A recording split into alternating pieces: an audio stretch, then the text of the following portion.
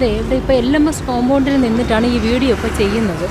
ഇവിടെ amusement park നടത്തിയ ടീമുകളെ അവിടെ കുട്ടികളും സ്ത്രീകളും പുരുഷന്മാരും എല്ലാവരും ഉണ്ട്. അവരിവിടെ ബന്ദിയാക്കി വെച്ചിട്ട് ഈ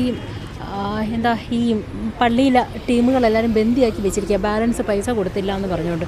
പൈസ കൊടുക്കാൻ വേണ്ടിയിട്ട് അവർക്ക് ഇവിടെ നിന്ന് ഒരു വരുമാനം, പ്രതീക്ഷിച്ച വരുമാനമൊന്നും ഇവിടെ നിന്ന് കിട്ടിയില്ല. കാരണം എല്ലാവർക്കും അറിയാം, ഇവിടെ ന്യൂസ് ചെയ്യാൻ വന്ന എല്ലാവർക്കും അറിയാം, ഇവിടെ MG ശ്രീമാൻ്റെ പ്രോഗ്രാം നടത്തിയില്ല.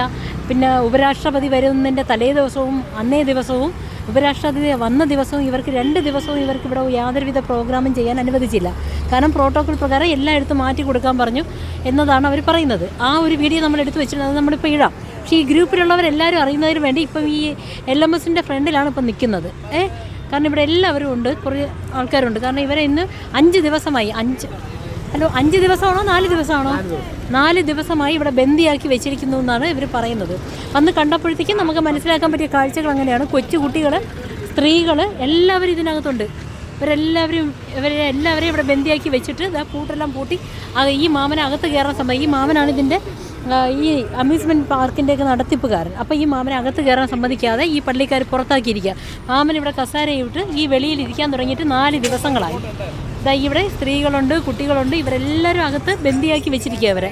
അപ്പോൾ എല്ലാവരും മാധ്യമപ്രവർത്തകർക്ക് പറ്റുന്നവരെല്ലാവരും ഇവിടെ ഓടിയെത്തണം.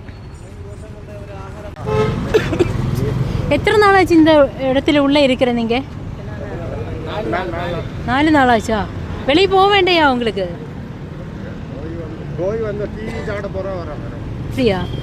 வெளியே விட மாட்டேயா அவர் யாரும்? வெளியே விட்டாக்கா ஜாமான் செட்டெல்லாம் காசு கொடுக்கலாம், எல்லாம் காசு கொடுக்கணும்.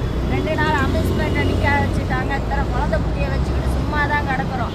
சாப்பாட்டுக்கு யார் தருவாங்க? சோத்துக்கு கூட வழி இல்லாமல் நாங்கள் கிடக்குறோம். இத்தனை பேர், இத்தனை ராட்டின பொருள் வெளியே விட மாட்டுறாங்க.